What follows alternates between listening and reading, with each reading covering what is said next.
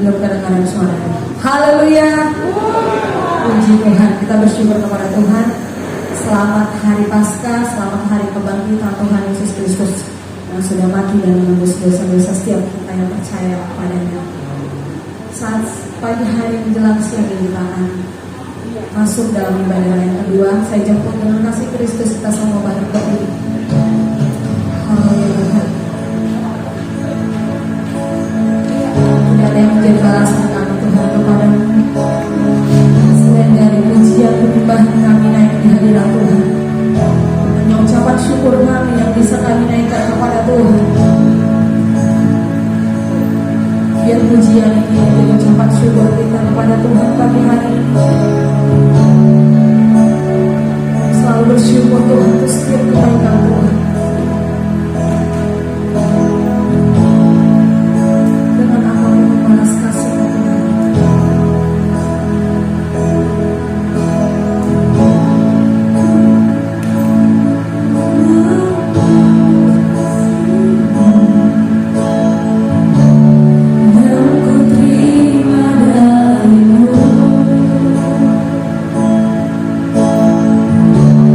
Dengan apa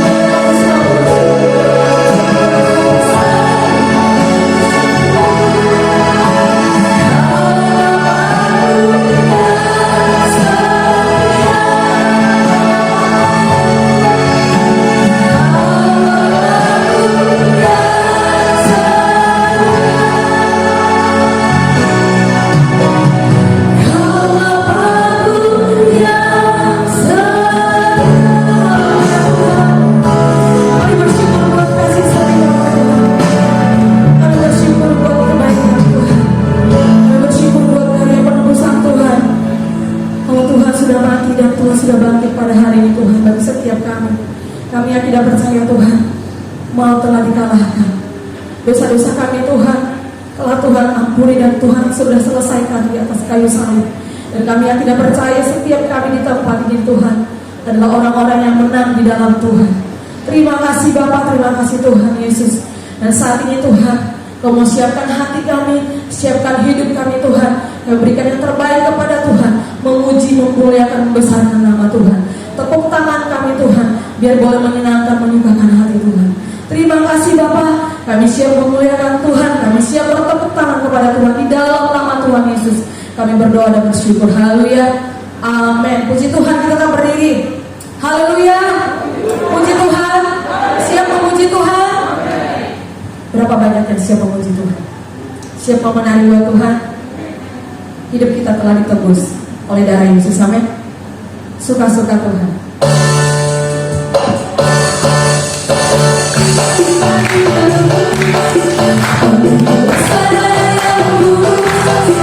Segala hidupku kan milikku lagi. Apapun yang Tuhan, apapun yang Tuhan mau lakukan, apapun yang Tuhan mau izinkan, Tuhan senang ya. Tuhan senang, semua ku relakan, namanya hidupku dan semua hidupku. Segala hidupku tadi lembut, dengan sana yang lurus. Segala hidupku bukan milikku lagi. Apapun yang Tuhan mau lakukan, apapun yang Tuhan mau lakukan, benar ya saudara ya. Tuhan mau izinkan, asalkan Tuhan berkenan, Tuhan berkenan, semua ku relakan. Ayo mari siap-siap jempolnya. Suka-sukamu Tuhan, suka-sukamu Tuhan, suka-sukamu Tuhan, suka-sukamu Tuhan, suka-sukamu Tuhan, suka-sukamu Tuhan, suka-sukamu Tuhan, suka-sukamu Tuhan yang semua hidup telah ditebus. Semua hidupku telah ditebus. Amin. Dengan sana yang lurus. Segala hidupku bukan milikku lagi. Apapun yang Tuhan lakukan, apapun yang Tuhan lakukan, apapun yang Tuhan mau izinkan, asalkan Tuhan senang, sama Tuhan besar, sama-sama dari Amin. Namanya hidupnya, jempolnya sama-sama. Suka-sukamu Tuhan, suka-sukamu Tuhan, lebih banyak lagi ya Tuhan. Suka-sukamu, suka-sukamu, suka-sukamu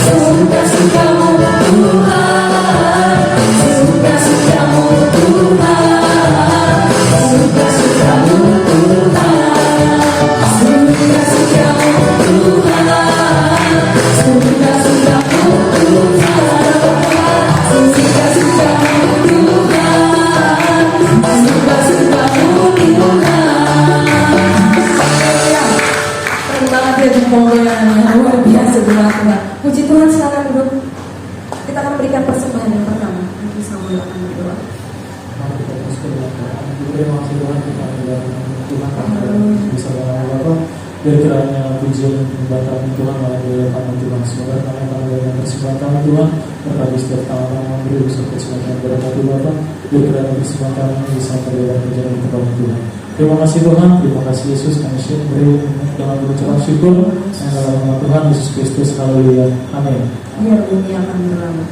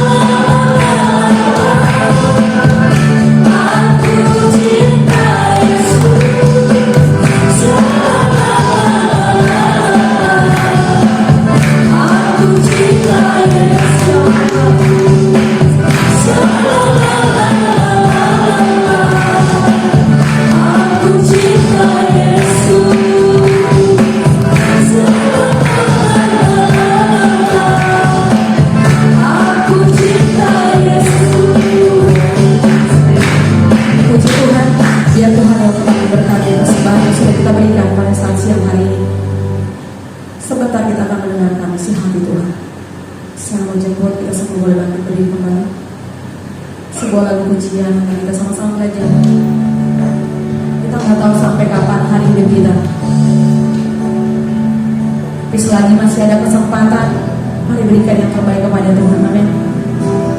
Berikan hidupmu, berikan hatimu, berikan telingamu untuk mengisi kebenaran firman Tuhan saat siang hari ini. Haleluya Tuhan. Akan sama-sama belajar pujian ini.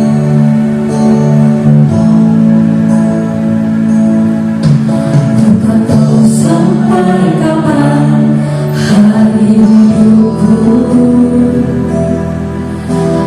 akhir hayatku ini.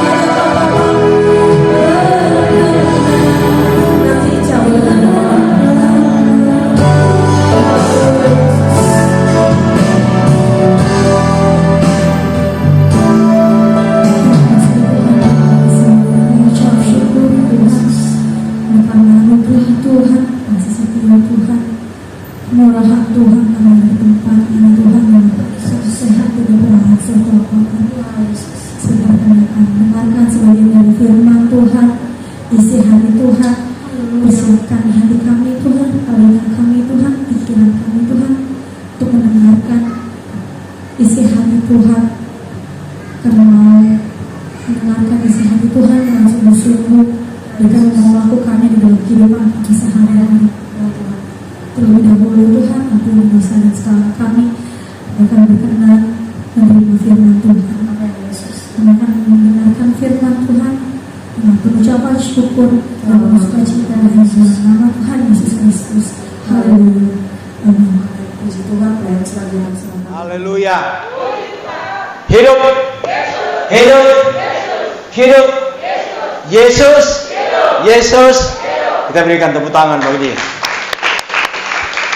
Kalau Yesus tidak hidup, tidak dibangkitkan, maka sia-sialah iman kita, kata Alkitab. Karena Yesus dibangkitkan atau dia hidup, maka ada arti kita berbakti kepada dia. Karena kita menyembah Yesus yang mati tetapi dia hidup. Nah, puji Tuhan, saudara yang kasih dalam Tuhan, kita akan membaca Alkitab kita di dalam 1 Korintus 15 ayat 3 sampai 10. 1 Korintus 15 ayat 3 sampai 10. Ya, kalau sudah dapat, mari saudara kita berdiri semua dan kita akan membaca ayat ini bergantian. 1 Korintus pasal 15 ayat 3 sampai 10. Saudara baca dengan suara yang lantang, suara yang jelas, ya. Suara orang yang hidup, bukan orang yang sakit dan orang yang sedang menghadapi kematian. Karena Yesus sudah hidup.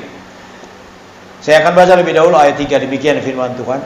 Sebab yang sangat penting telah kusampaikan kepadamu, yaitu apa yang telah kuterima sendiri, ialah bahwa Kristus telah mati karena dosa-dosa kita sesuai dengan kitab suci. Saudara,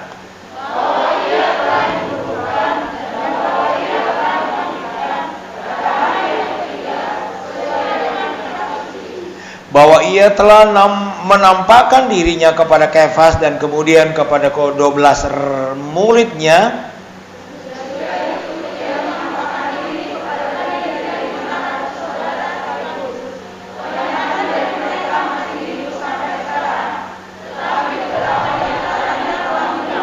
Selanjutnya ia menampakkan diri kepada Yakobus, kemudian kepada semua rasul.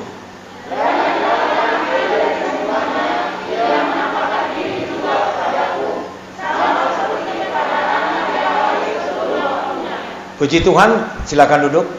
Saudara yang kasih dalam Tuhan, kita melihat pembacaan kita pada pagi hari ini, dan saya memberikan judul khotbah merefleksikan atau terjemahkan kebangkitan Yesus melalui hidup ini. Kita melihat pembacaan di dalam pasal 15 ayat 3 sampai yang ke 10. Saudara, ayat-ayat ini menceritakan bagaimana kesaksian kebangkitan Yesus disaksikan oleh orang-orang pada waktu itu, murid-murid, rasul-rasul, bahkan dikatakan ada kurang lebih 500 orang yang menyaksikan kebangkitan Yesus. Bukan satu orang, bukan dua orang, tapi ratusan orang. Dan terakhir sesudah rasul-rasul atau murid-murid Yesus dia menyampaikan, memberitahu kematiannya. Terakhir dia memberitahu kepada Saulus yang kita sebut namanya dalam Alkitab ketika dia bertobat namanya Paulus. Nah, saudara yang kekasih dalam Tuhan, ya, Paulus dalam hidupnya dia anti berita kematian dan kebangkitan. Tetapi ketika dia di zaman dia mengenal kepada Kristus, maka dia katakan, aku ingin mengenal kuasa kebangkitan itu. Kuasa kebangkitan itu memberi hidup, menyegarkan, menyenangkan. Ya, memang kalau bicara mengenai kematian, sedih, duka, susah. Tapi berita mengenai kebangkitan itu adalah satu berita yang menyegarkan, yang menyenangkan. Ya, sekarang ini kita diliputi oleh berita-berita kematian karena COVID, kematian karena jantung, kematian karena liver, kematian karena teroris, kematian karena kecelakaan, kematian karena apa saja. Jadi itu menakutkan dan mendukakan hati manusia. Ya. Tetapi ada kabar baik untuk kita bahwa kematian itu ada yang melakukan terobosan sehingga ada kebangkitan, yaitu Yesus sendiri. Nah, kita melihat di dalam pembacaan kita pada pagi hari ini, ya, dalam ayat 3 sampai ayat yang ke-9, ya, tadi sebenarnya sampai ayat 10, ya. Kita melihat ada beberapa hal yang saya simak dan saya boleh simpulkan, ya, di dalam 1 Korintus pasal 15 ayat 3 sampai 10. Pertama, yaitu kebangkitan Yesus, dimensi baru dalam pandangan Paulus dengan melihat ke dirinya sendiri. Artinya, ini adalah sesuatu yang dia menemukan dalam diri sendiri. Ketika Tuhan ubahkan dia adalah seorang penjahat. Ya, saudara, penjahatnya itu bukan kelas kakap, tapi kelas teri, tapi kelas kakap. Kita lihat apa yang dilakukan oleh Paulus dalam Kisah pasal 7, ya. Kisah pasal 7, dia adalah orang yang merencanakan pembunuhan terhadap Stefanus. Ayat 5, Kisah pasal 7 ayat 58, dia katakan demikian di sana. Mereka menyeret dia keluar kota lalu melemparinya, dan saksi-saksi meletakkan baju mereka di depan kaki seorang muda yang bernama Saulus. Saulus ini nama Paulus sebelum dia dipanggil Tuhan, bertobat, percaya kepada Yesus. Dia merencanakan pembunuhan orang-orang yang dikatakan jemaat Tuhan. Dan kita lihat di dalam ayat yang ke-21 pasal 9, kita melihat di sana pasal 9 ayat 21, dikatakan, semua orang yang mendengar hal itu heran dan berkata, bukankah dia ini yang di Yerusalem mau membinasakan barang siapa yang memanggil nama Yesus itu? Dan bukankah ia datang ke sini dengan maksud untuk menangkap dan membawa mereka ke hadapan imam-imam kepala? Ini adalah pekerjaan daripada Paulus atau Saulus waktu itu. Bagaimana dia menangkap orang-orang yang percaya kepada Tuhan Yesus, kepada Isa Al-Masih, dan membunuhnya tanpa harus ada proses hukum. Ini pekerjaan daripada Paulus. Nah, tetapi saudara, ketika dia melihat ke dalam dirinya sendiri sebagai penjahat besar, maka, ya, kita melihat apa yang terjadi dalam diri Saulus atau Paulus namanya di kemudian. Ia menerjemahkan, bukan hanya mendengar cerita tentang kebangkitan Yesus, tetapi dia keluar dari zona nyaman yang dia rasakan pada waktu itu, yaitu dia menjadi seorang utusan membunuh, membinasakan orang yang percaya kepada Yesus Kristus, ya. Artinya waktu itu dia adalah orang-orang yang MNTL, ya. Dalam pandangan, ya, orang Yahudi, dia adalah orang yang buta, malas, ya, malu, takut, lupa untuk memberitakan kebenaran. Tetapi ketika dia dijamah, ketika dia percaya, ketika Tuhan datang kepada dia waktu dalam perjalanan ke Damsyik, dia melihat sinar dan Tuhan berkata, akulah Yesus yang engkau aniaya. Maka dia berubah. Dia menjadi orang yang rajin, percaya diri, berani, tidak lupa memberitakan Injil. Nah, inilah yang saya ingin sampaikan kepada kita sebagai orang percaya. Terjemahkanlah ini, bahasa kebangkitan itu dalam hidup kita sehari-hari. Berani, ya, artinya kita tidak malah, tapi rajin memberitakan kabar baik kepada teman, kepada siapa. Ini berita baik, yaitu Yesus mati dan bangkit, ya, untuk manusia. Kita tidak usah malu, ya. Seringkali malu loh kalau saya cerita ini cerita sudah zaman dulu kok begini terus begini. Tapi biarlah kita terjemahkan dalam hidup kita apa arti kebangkitan itu, yaitu bangkit semangat kita untuk berbuat baik, bukan ikut-ikutan. Lihat berita di internet, lihat kita terpengaruh. Berita bohong, kita bohong lagi. Berita hoax, kita hoax lagi. Berita kematian, artinya orang-orang yang melakukan keburukan, kita sampaikan lagi, teruskan. Tidak. Putuskan berita-berita itu dengan berita yang positif. Berita-berita yang menghidupkan. Disebabnya saudara, ketika ada teror yang ada kemarin, ya, pemerintah melarang untuk menyebarluaskan karena itu berita menakutkan. Benar itu, ya. Masa di negeri ini ada orang datang seenaknya mau tembak-tembak orang di kantor polisi? Itu menderita menakutkan. Nah, kita tidak perlu lagi itu sebarluaskan itu, berita itu. Nggak ada gunanya. Gue lihat, gue udah dapat internet ini, kirim lagi ke A, ke B. Stop. Berita mengenai kebangkitan Yesus itu yang paling bagus. Supaya kita menjadi agen kebaikan, kebenaran di dunia ini. Bukan cerita bohong, bukan cerita menipu dan segala macam, ya, iri hati, dendam, itu yang kita harus lanjutkan. Tidak. Anak-anak muda kita terpengaruh dengan berita-berita bohong yang dikirim dari orang-orang yang tidak bertanggung jawab, menghasut, mendorong anak-anak muda untuk merubah pikiran mereka jadi pembenci, jadi penjahat, jadi orang yang tidak punya peri kemanusiaan. Nah, ini yang perlu kita sadari. Di mana kita berada, kita dihantam oleh situasi kemajuan teknologi. Tapi kita jangan juga kalah dengan teknologi itu. Kita bisa gunakan teknologi itu dengan hal yang positif. Teknologi itu bisa digunakan yang negatif, bisa yang positif. Kita tinggal pilih yang mana. Yang mana kita akan ambil. Kalau kita ambil banyak ke negatif, bahkan berita kematian terus yang kita beritahu. Tapi kalau kita bicara positif, kita bicara berita kebangkitan. Dan ini yang perlu disebarluaskan, ya. Kita bangkit sebagai rakyat Indonesia, kita bangkit, semangat kita. Presiden di dalam pidatonya di dalam hari ulang tahun DPD ke-100 di Bali, dia bilang bangkitkan optimisme, berdoa untuk bangsa ini supaya kita segera keluar dari keterpurukan ekonomi, dari hantaman pandemi, supaya kita bisa maju. Itu berita yang disampaikan oleh Presiden, bukan menakutkan. Kemudian Menteri Agama yang dia sampaikan di dalam pidato hari ulang tahun GPD ke-100 di Bali, dia katakan gereja harus berperan serta untuk menjaga Pancasila, Undang-Undang Dasar 45, NKRI dan Bhinneka Tunggal Ika. Itu Menteri Yakut dari Departemen Agama yang menyampaikan itu, ya. Dan ini kita harus tahu bahwa mereka juga sulit menghadapi orang-orang yang pikiran sesat itu.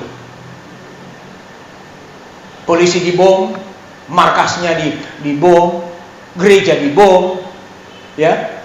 Apa sih sebenarnya kita bukan salah? Kita nggak bikin salah, saya nggak rampok hak dia, tapi setan yang menguasai otak dia sehingga dia menjadi jahat. Dan kita berusaha untuk melawan setan yang ada di udara untuk tidak mencuci otak manusia sehingga dia jadi jahat.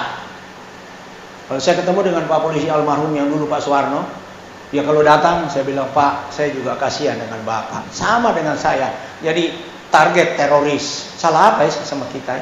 Padahal Bapak hanya melakukan kebenaran, tapi Bapak dianggap kafir. Apalagi saya. Gereja dibom, ya.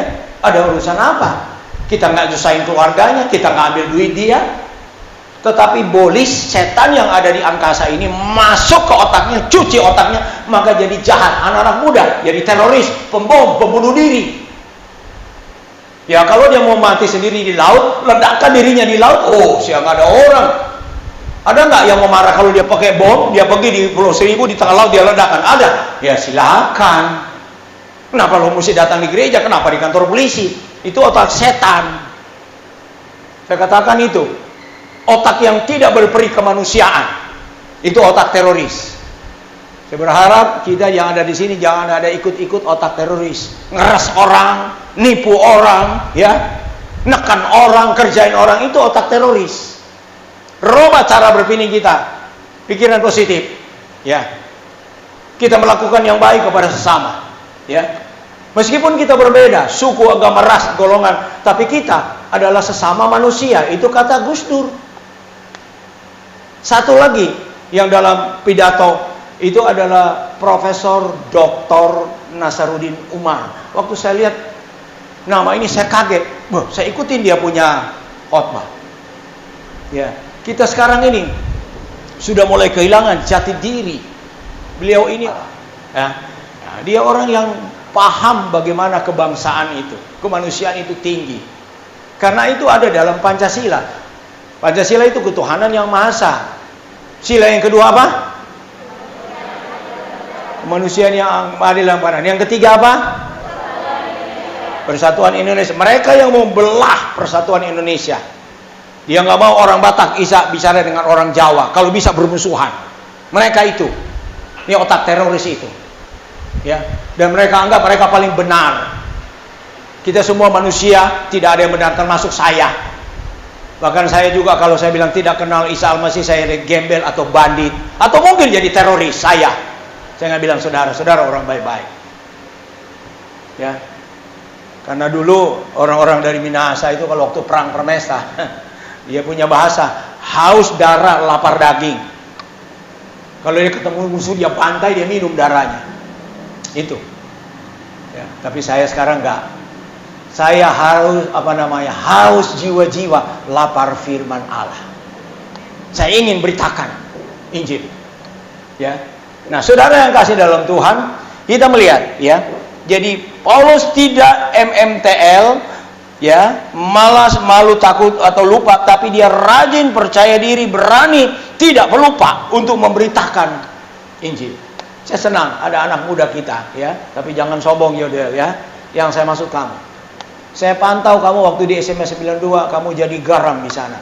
Masuk kamu ke waktu itu ada kunjungan ke Panti Asuhan Immanuel, kamu juga sampai ada seorang ibu bilang itu bapak Yobel. Saya bilang bukan bapak dia. Dia masuk SMA kelas 2 atau kelas 1. Oh, saya kira dia udah tua. Tapi dia punya cara berbicara itu orang dewasa. Ini yang saya bilang. Ya. Ini yang diinginkan. Saya tidak memuji dia, tapi saya tahu dia hidup mau belajar dengan firman. Ya. Masuk di Kuarnas, ya, Kuarti Nasional, ternyata dia dapat nilai. Di Bali dia punya hasil pengikutannya itu dia diikut dapat tanda tangan dari Jokowi. Ya, itu sebabnya kalau Tuhan tolong lihat kesaksian lalu, itu tidak heran. Tuhan inginkan kita seperti anak-anak muda. Dia ketemu dengan teman-teman dia waktu di Kuarnas Bali, dia ketemu dengan orang-orang yang otak mirip gitu. Kamu salah, percaya kepada Isa, kamu bodoh, kamu tolol. Duh, tapi terakhir dia injili temannya dari Lampung, akhirnya dia bilang, saya mau percaya, doakan saya. Nah, ini yang Tuhan mau. Ada perubahan kuasa kebangkitan dalam hidup kita, tutur kata kita. Bukan kita lihat orang begini, kita ikut juga. Oh dia bengis, gua juga lebih bengis. Memang nggak pikir orang Kristen kalau jadi jahat kan lebih jahat dari setan. Memang orang Kristen ada dibilang orang pintar yang tidak kenal Tuhan akan lebih jahat dari setan. Kalau orang Kristen pintar lalu tidak punya Tuhan lebih jahat dari setan.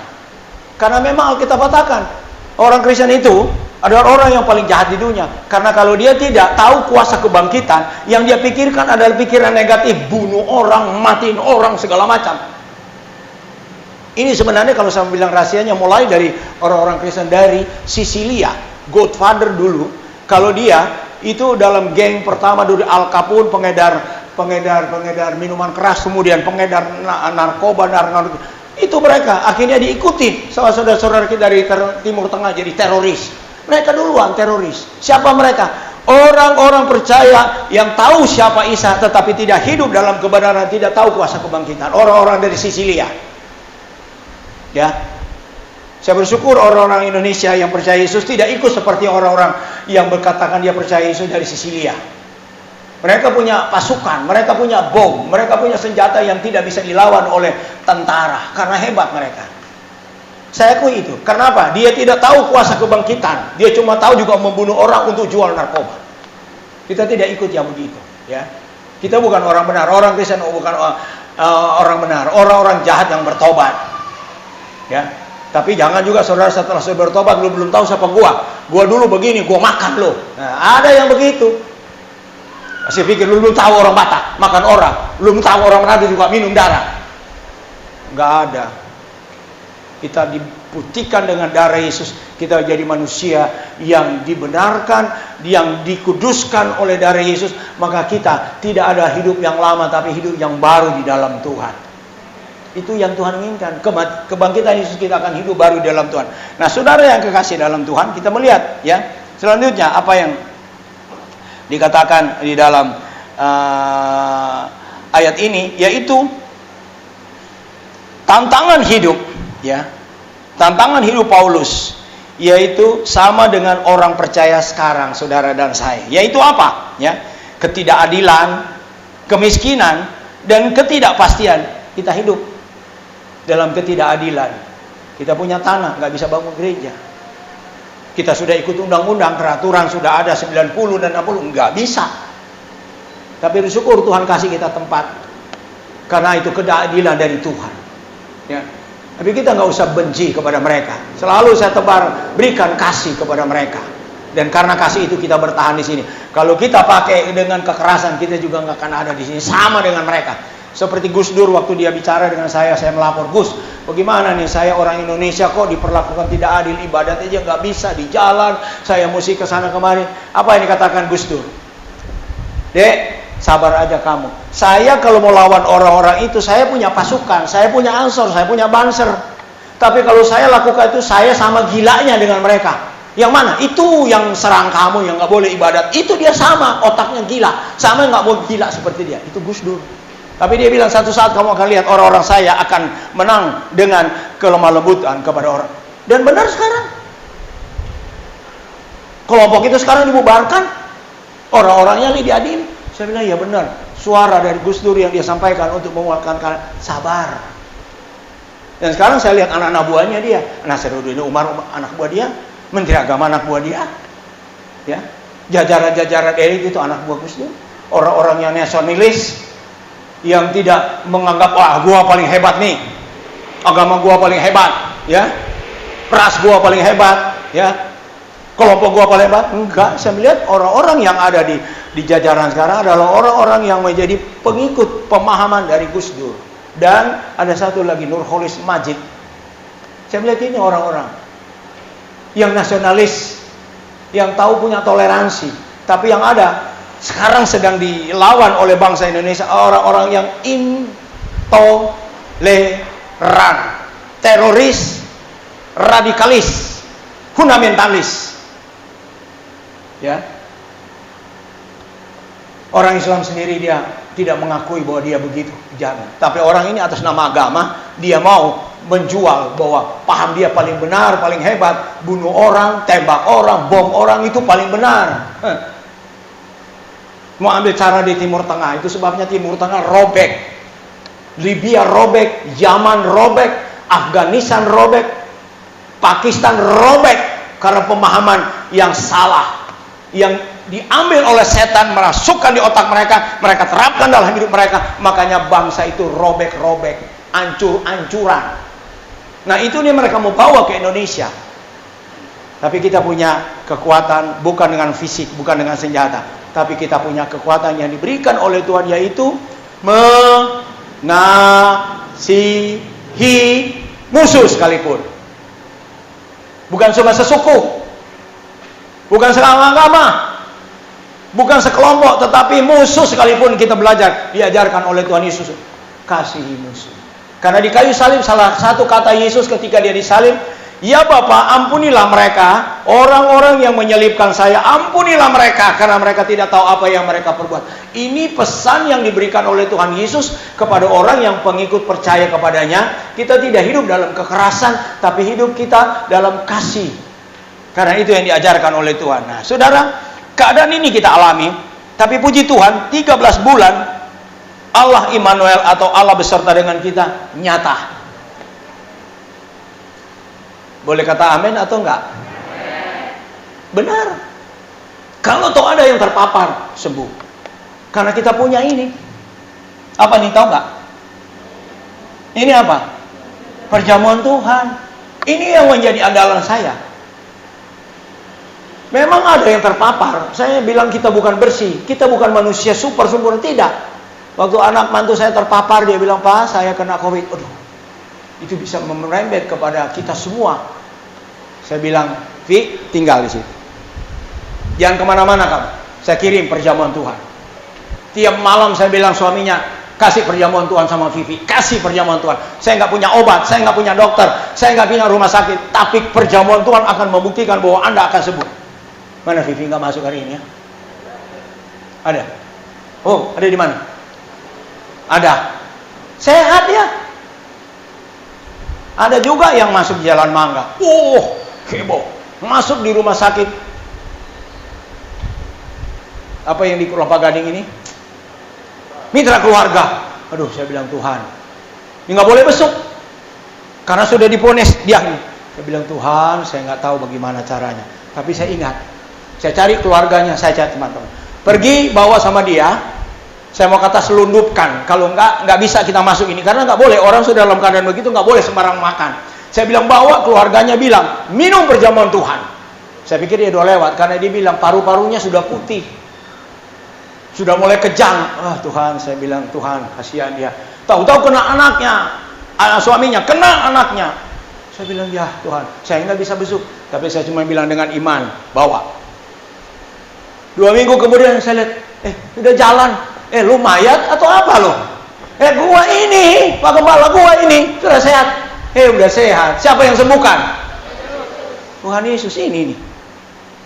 Makanya jangan main-main kalau saudara datang minta terima perjamuan Tuhan, itu sudah memberikan jaminan Anda boleh hidup 13 bulan. Bukan saya ya, bukan. Saya cuma suruhan Tuhan beritahu kepada umat Tuhan. Ini vaksin paling hebat, ini obat paling hebat. Itu apa? Tubuh dan darah Kristus. Boleh cerita kepada tetangga, boleh cerita. Kami dapat ini karena Tuhan, bukan karena kami.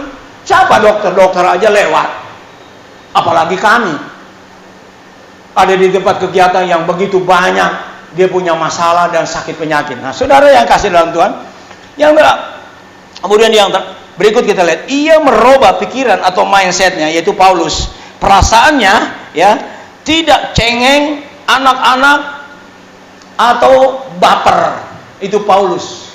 Ketika dia percaya kepada Yesus, dia berusaha langsung naik. Dia punya iman kedewasanya. Enggak disuruh-suruh, ayo datang dong kebaktian, main musik. Apakah itu sebagai anak Tuhan yang tahu bagaimana kepuasan kebangkitan? Datang dong, bawa milik Tuhan. Kami seperti mengemis. Kami bukan mengemis, tapi kami memberitahu firman supaya Anda hidup loh. Jangan berpikir, kalau gembala, ibu gembala, mana ID-nya? Kita bukan pengemis. Kami diutus Tuhan untuk memberkati saudara, bukan bikin siksa. Karena firman ini kehidupan, bukan kematian. Yesus bangkit dan dia ingin membangkitkan semangat kita melakukan kebenaran, kebaikan, dan apa yang diajarkan oleh Tuhan kita lakukan. Karena itu ada apa? Kehidupan kita sendiri. Ya. Lalu saya ajak saudara memberi, saya puji Tuhan. Sekarang ada diberi ini, beri itu. Saya bilang, puji Tuhan, jemaat mulai memberi. Dan saya lihat nggak mati-mati ya. Malah hebat. Kasih kue, kasih roti, kasih daging. Saya bilang, puji Tuhan. Arti Anda, Tuhan mau pelihara. Dan memang pelihara Tuhan. Orang yang pelit, itu berurusan dengan Tuhan. Pelitnya itu sama dengan pembunuh, kata Alkitab. Bukan saya. Saya harus bicara. Karena kalau keluar, saya masa ajarin orang lain, masa jemaat saya nggak ajarin supaya diberkati Tuhan. Ya, Tuhan jangan kasih angin sorga. Kalau saya sudah sembuh, kalau saya sudah sebar, kalau saya naik pangkat, kalau saya kedudukan, saya ingat Tuhan. Sudah 1 kali 2 kali hilang. Karena salah satu protokol Alkitab yang Tuhan ajarkan adalah memberi, mengucap syukur. Anda memberi itu ucapkan syukur kepada Tuhan karena yang Dia baik bagi kita. Nah, ini saya lihat mindset daripada Paulus, dia tidak kanak-kanak, padahal dia orang percaya baru. Artinya bukan OKB. Orang percaya baru, dia belum lama, tapi kita lihat ketika dia percaya dari penjahat, langsung dia mulai diproses, dia ikut apa yang diajarkan oleh Alkitab. Langsung dia robah hidupnya. Dari penjahat dia robah mindsetnya, dia robah kelakuannya, dia menjadi rajin, dia lebih aktif, dan dia selalu memberitakan ini. Dan akhirnya kita lihat salah satu rasul yang terkenal dalam Alkitab adalah Paulus. Karena apa? Dia tidak kanak-kanak, tidak baper, tidak selalu ditegur dan dikasih. Dia langsung sadar, ini yang saya harus lakukan. Bahkan dia yang katakan, hidup adalah Kristus, mati adalah untung. Dia yang bilang. Dia bekerja. Ya. Dia melayani siang dan malam. Nah, saudara, yang terakhir ayat 10, di sana dikatakan begini. Tetapi karena kasih karunia Allah, aku adalah sebagaimana aku ada sekarang. Dan kasih karunia yang dianugerahkannya kepadaku tidak sia-sia. Sebaliknya, aku telah bekerja lebih keras daripada mereka semua. Tetapi bukannya aku, melainkan kasih karunia Allah yang menyertai aku. Dia benar-benar menyadari bahwa dia hidup karena kasih karunia. kemurahan, anugerah, kebaikan Tuhan. Bukan karena dia pintar. Paulus ini orang pintar, dia punya gelar doktor waktu itu. Ya, dia menguasai berapa bahasa. Dia tahu bagaimana aturan undang-undang yang berlaku di zaman itu, karena waktu itu Roma. Dia menjadi warga negara Roma. Dia tahu. Tetapi dianggap itu semua sampah. Karena apa? Pengenalan akan kasih karunia Kristus. Kita pun demikian. Siapapun saudara, kita bangga karena kita mendapat kasih karunia daripada Tuhan, ya. Ya. Itu sebabnya kasih karunia itu dia habis-habisan melayani Tuhan. Dia tidak mengenal waktu, dia tidak mengenal takut, dia tidak mengenal lapar, ya. Dia tidak mengenal bagaimana masa depannya. Kalau kita melihat, kita mengatakan dia sampai enggak berkeluarga. Karena apa? Dia memikirkan jiwa-jiwa, dia memikirkan pemberitaan Injil, dia enggak terpusing dengan keluarganya. Ini dia orang, ya.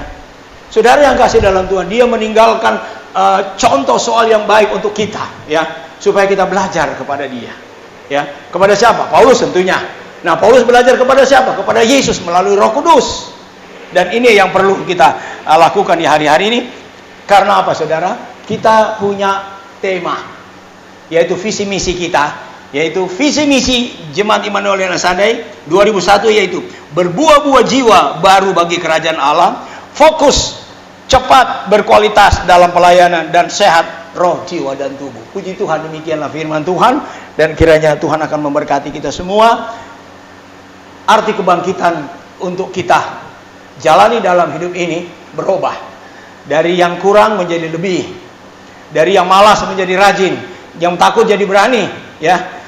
Dari yang pelupa, ingat janji Tuhan, kemurahan Tuhan berlaku dalam hidup kita. Tuhan Yesus memberkati. Hidup ini adalah kesempatan. Mari kita nyanyikan pujian ini. Kita nyanyikan, hidup ini adalah kesempatan. Saudara, biarlah ujian ini menjadi pengakuan kita, menjadi doa kita. Kita hidup karena anugerah, karena kemurahan. Biarlah kita gunakan kesempatan yang Tuhan berikan. Kita masih hidup, kita mau melayani Tuhan, kita melakukan apa yang terbaik yang kita bisa lakukan. Karena satu saat, kalau sudah di ICU, kalau sudah kena COVID, dijauhkan Tuhan saja. Tapi kalau itu yang membawa kita pergi, ya kita mau bilang apa lagi? Mau ketemu orang udah nggak bisa, mau bersaksi sama siapa? Udah terlambat. Cuma cerita, ya Tuhan, kalau Tuhan sembuhkan, saya mau jadi saksi. Sudah terlambat. Selama sehat, dia tidak pakai hidupnya untuk memberikan kesaksian mengenai kematian dan kebangkitan Yesus. Untuk melayani Tuhan, jangan sia-siakan apa yang Tuhan hidup ini hanya sebentar. Hidup ini adalah hanya kesempatan satu kali.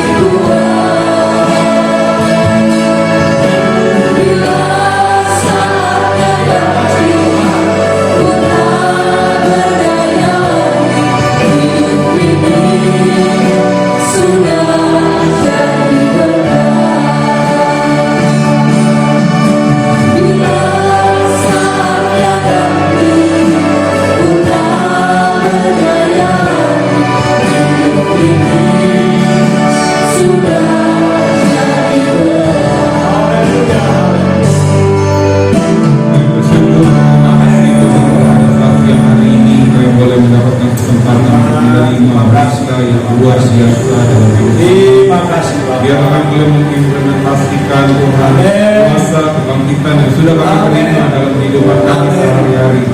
Bukan hanya sekedar janji, bukan hanya sekedar di angan-angan, tapi biar kami boleh hidup dan kami boleh lakukan dilihat oleh semua orang Tuhan itu, sehingga Kristus boleh terlihat lewat kehidupan kami Tuhan. Terpujilah nama-Mu Tuhan. Kami percaya firman Tuhan yang sudah diberitakan pada saat ini tidak akan lalu percuma. Sejauh firman Tuhan ini didengar oleh setiap telinga yang ada Tuhan, akan mendatangkan pertobatan dan Tuhan akan mengerjakan keselamatan bagi mereka Tuhan yang mau membuka hati menerima Engkau Tuhan sebagai Tuhan dan Juru Selamat hidup mereka Tuhan. Dan kami percaya Tuhan kebangkitan, kuasa kebangkitan Isa Al-Masih, junjungan yang ilahi, bukan hanya milik kami Tuhan sebagai orang-orang Nasrani, tapi semua orang yang mau membuka hati menerima Engkau sebagai Tuhan dan Juru Selamat. Terima kasih Tuhan Yesus, kami mengucap syukur untuk semua yang Tuhan kerjakan dalam kehidupan kami lewat firman Tuhan yang sudah diingatkan berulang-ulang dalam kehidupan kami. Biar kami boleh terus bertumbuh dalam iman kami Tuhan, pengiringan kami akan Tuhan di hari-hari yang akan datang. Pujilah nama-Mu Tuhan kekal selamanya. Dalam nama Yesus kami sudah berdoa dan mengucap syukur. Haleluya. Amin. Amin. Puji Tuhan. Silakan duduk saudara. Silakan masuk dalam perjamuan Tuhan. Silakan jadi kita satu pujian. Ayat itu ayat. Haleluya. Puji Tuhan. Haleluya.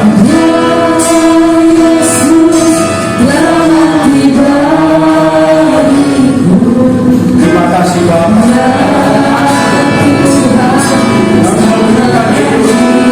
Dan kami bersyukur Engkau sudah tiba dalam hiburan.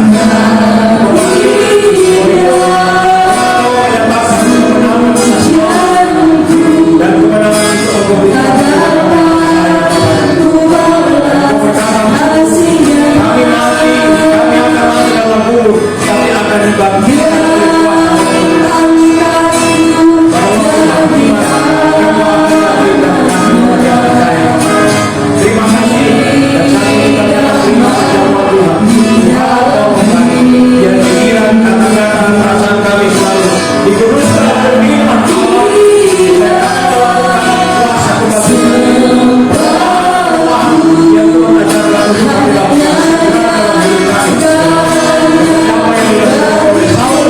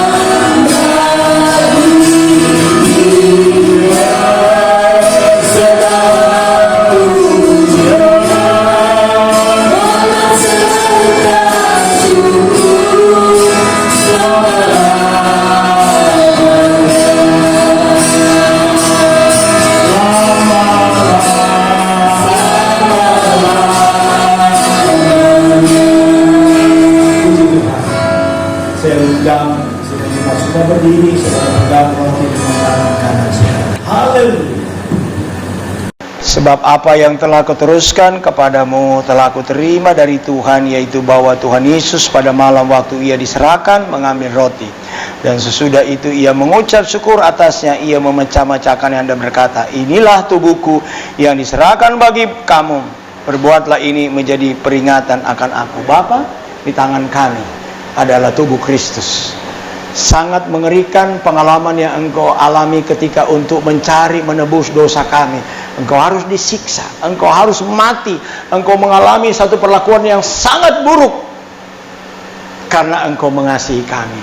Dan saat ini kalau kami hanya makan roti ini dan kami mendapatkan satu kekuatan, ini semua karena kebaikan daripada Tuhan. Terima kasih Tuhan Yesus. Kami akan terima tubuh Kristus saat ini dengan segala ucapan syukur dalam nama Bapa, Putra dan Roh Kudus, yaitu dalam nama Tuhan Yesus Kristus. Haleluya. Amin. Mari kita makan. Haleluya. Terima kasih banyak. Saudara boleh angkat cawan dengan tangan kanan. Terima kasih banyak Bapa. Demikian juga ia mengambil cawan sesudah makan, lalu berkata, cawan ini adalah perjanjian baru yang dimeteraikan oleh darahku. Berbuatlah ini setiap kali kamu meminumnya menjadi peringatan akan aku. Sebab setiap kali kamu makan roti ini dan minum cawan ini, kamu memberitakan kematian Tuhan sampai ia datang. Bapa, kami sedang memberitakan kematian-Mu terhadap diri kami sendiri, mengingatkan diri kami bahwa kami orang berdosa. Karena kasih karunia kami boleh diselamatkan. Dan kalau kami menerima perjamuan Tuhan, ini adalah satu penghormatan kami kepadamu Tuhan, yang sudah mati atas dosa-dosa dan pelanggaran kami. Saat ini kami akan terima perjamuan ini dengan segala ucapan syukur dalam nama Bapa, Putra dan Roh Kudus, yaitu dalam nama Tuhan Yesus Kristus. Haleluya. Amin. Mari kita minum bersama. Haleluya. Terima kasih Bapa. Kami boleh menerima perjamuan Tuhan. Kami lagi diperlengkapi untuk menghadapi tantangan hidup. Bukan hanya untuk COVID, tapi segala sakit penyakit kami percaya oleh bilur Yesus dapat disembuhkan. Ini doa kami. Kami sudah terima perjamuan Tuhan dengan segala ucapan syukur dalam nama Tuhan Yesus Kristus. Haleluya. Semua yang percaya katakan amin. Sebelum saya serahkan gambar ini kepada pembawa acara, mungkin ini akan dikumpulkan cawan-cawan ini. Saya ingin sampaikan 1-2 hari ke depan kami akan berangkat ke Sulawesi Utara untuk melakukan pelayanan misi. Kalau saudara lihat, anak-anak muda dipengaruhi dengan menjadi pengantin bom. Dan ini diri termasuk ke orang-orang Kristen.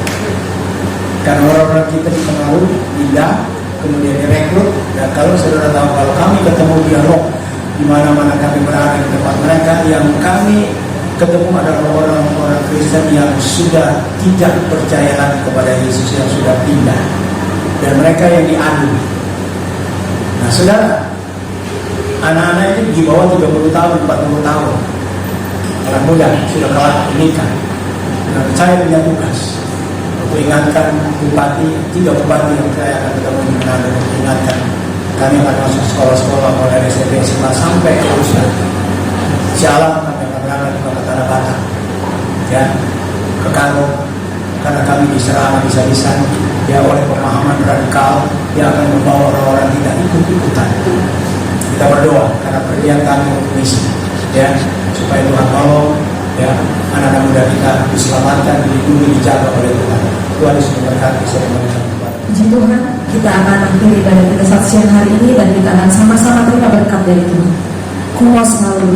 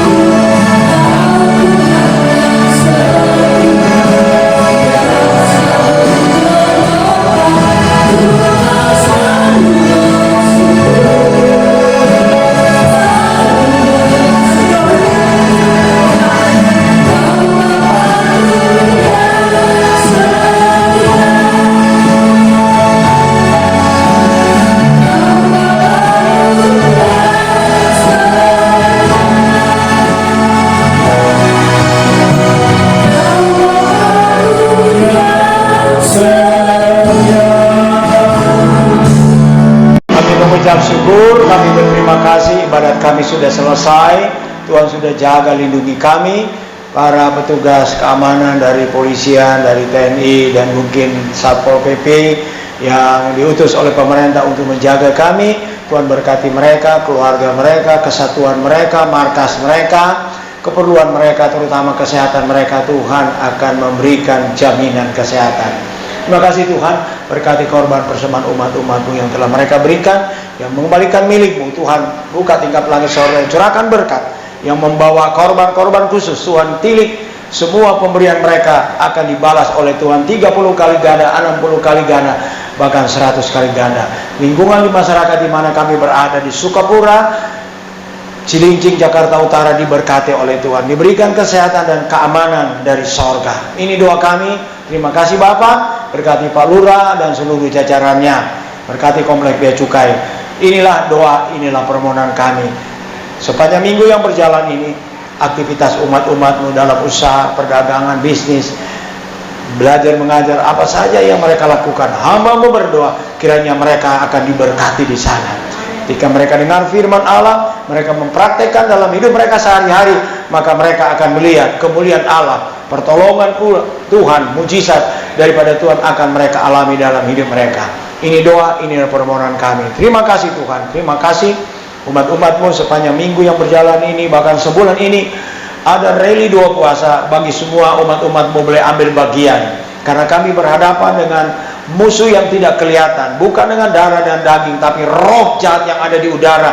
Dan kami percaya ketika kami melakukan firman Allah, doa, puasa, kami akan mendapat penjagaan, perlindungan, dibentengi oleh Tuhan Yesus sendiri. Ini doa kami supaya umat-umat-Mu, anak-anak muda, remaja, orang tua, ibu bapak mengambil bagian di dalam rally 2 puasa, karena ini adalah kekuatan kita untuk berhadapan dengan kuasa kegelapan, yaitu sakit penyakit, teror, nafsa, dan segala macam hal-hal yang akan menyerang kehidupan manusia yang ada, terutama kami yang ada di Jakarta. Ini doa kami. Terima kasih Bapak. Dan saat ini kekasih-kekasihku, pulanglah dengan damai sejahtera. Kiranya berkat Allah Bapa dalam sorga, kasih sayang dalam Tuhan Yesus Kristus, persekutuan Roh Kudus tinggal menyertai kita sekalian mulai saat ini sampai Maranatha, Tuhan Yesus datang pada kali yang kedua. Haleluya.